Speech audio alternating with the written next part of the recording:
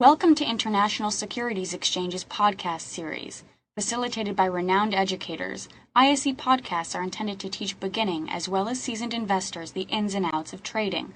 To find an updated list of podcasts, please visit www.ise.com/podcasts. But then I look here below that at theta, and I see that I have negative theta, which means that as each day passes, I lose a little bit as each day passes. And that's basically, you can kind of look at that as what I'm paying for that benefit of having positive gamma.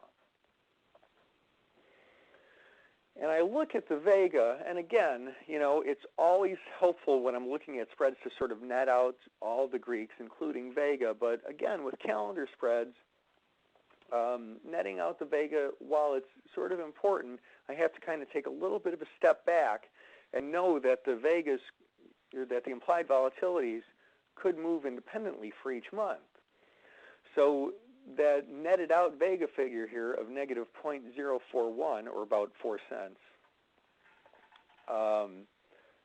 that doesn't tell the whole story, because there could be a volatility convergence or divergence. That is to say, November and December volatilities could converge, that is, get closer together, which is what I, wouldn't want, or they could diverge, they could get further apart, which would be okay. Specifically, what I would really like to see is that since I'm buying the November call and I'm selling the December call, I would like to see the November rise and the December fall. But I'll take one of those. I'll take the November rising, the December sitting where it is, or I'll take the December falling and November sitting where it is. So, time spreads do get kind of complicated sometimes, because there's a lot more going on with them than there are with other spreads, because you can have these volatility convergences or divergences, that add another element of risk or potential profit. So it's to really trade these and to be really good and to profit in the long run, you've got to be really good at reading volatility charts and figuring that out and be really good at term structure. And, while if you've never done this before, it seems kind of intimidating to newbies, it's not really so bad when you study it. So let's kind of recap just a little bit here. And then we still have enough time for me to take a few questions.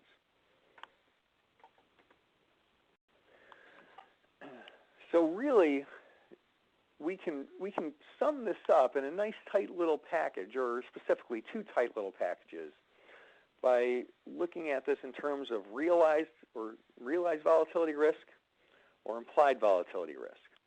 And the realized volatility risk is the sort of gamma theta trade-off. When I buy calendars, I get negative gamma, that hurts me, but I have positive theta, that helps me. Moral to the story is, I don't want to see a big move when I buy a calendar.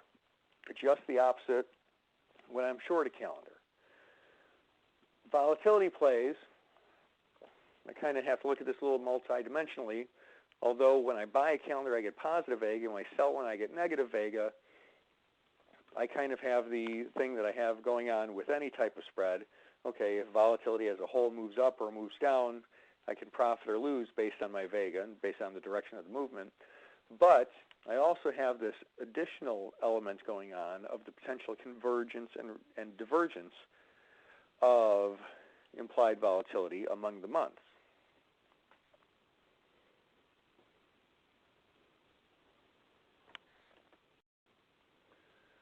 All right, so go ahead and send in some questions here. I'm happy to answer them, and if we happen to run out of time or anything, I have some contact information I'm going to show on the next slide, and you can feel free to send me an email, and I'd be happy to answer any questions. And on the next slide, where my contact information is, there's a link to my website, which has some information on my mentoring program. If anyone's interested in learning more about that, you can contact me through my website. So, okay, let's see here. Here's Dan, I have a question. I have a question, Dan. How much was that spread? The initial the CDD. What was the debit on the calendar? The 106 calendar. I forgot. Do you remember what that was? I don't offhand, but I can go back and find out for sure. Sure. Oh, here's the interesting thing, Dan. I just checked the closing prices. Yeah. You know where it's trading? Dan did this presentation how many days ago? About maybe 10? Yeah, about. Something like that? Yeah. This calendar it closed at around 80 cents today. And the interesting thing, Dan, is that you actually call this spot on. If you buy the 106 calendar, just to refresh, as Dan said, you want CDD not to move that much. It actually moved all the way down to 102, and then it closed around 105 today. So common sense would tell you, well, maybe it's worth a little bit less since it's down to 105 versus 106. Yeah, I know theta's working for you, so that helps you a little bit. But it closed at 106, I think, primarily because what Dan said, that volatility went up in the last 6 or 7 trading days. And Dan was actually saying this is a nuance that you, all of us, need to learn more about. And hopefully if you can get that clue in the markets, you're going to be much better off than other traders if you have the nuance of a little bit. And we're not always going to be certain about where volatility is going to go. But if you have a little bit of an edge on volatility, that could go a long way. Correct, Dan? Yeah, I mean, that is like the single most important thing that I talk to all my students about is, I mean, trading's getting edge. I mean, if there's trader A and trader B and one looks at volatility and they're able to do, 5 cents better on every single trade on average than the other trader, man, they're going to be so much more profitable by the end of the year. Great point. Yeah, all these little things help. So, I mean, you always have to use volatility in every trade to get that edge. Hey, Dan, how, all the attendees, how can they learn more? If you go back to your other, at the end, do you have a trial? Do you have like a phone call that you would sort of figure out if you're the right fit for them and they're the right fit for you as far as your mentoring program? Yeah. I mean, I talk to a lot of people, and basically what I can do for anybody watching this webinar is I can give them a free assessment.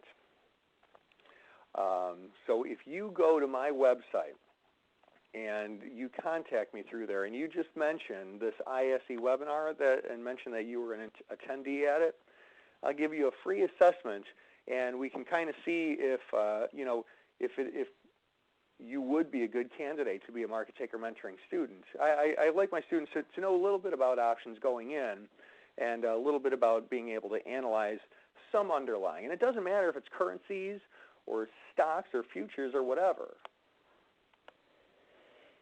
So yeah. So just go ahead and send me an email or visit me through my website, and I'm happy to give you a free assessment. What was that? Market maker. Okay. Yeah, and there's the website is markettaker.com. Market taker. I'll type that in. And you can follow me on Twitter as well, by the way. Oh, good. Let's see if we can take some questions. I saw Andrew had a good one. Andrew's question was multi-month calendars. Do you use them with FX options? I mean, obviously, as you said, you could use them with anything, but how do you select a month? Is it back to looking at volatility, Dan? Yeah, it is. There's certainly an art to analyzing volatility, and I laid out all the basics here, but to really get good at it takes a little bit. You can do, if you want to kind of get fancy and do a multi-month calendar, you can trade something called a butterfly, but a butterfly in terms of the months instead of in terms of the strikes. Whereas I might buy 1 November, sell 2 December, and buy 1 January. Mm-hmm. And, the question is, well, why would I do that? Well, for exactly the reasons we were talking about. If the December is more expensive than the November and the January, well, those volatilities could be out of whack, and I could stand to profit if I sell the expensive one and I buy the cheaper ones. Yeah, makes sense. Makes sense. To find more podcasts on options, stocks, alternative markets, and market data, please visit www.ise.com/podcast.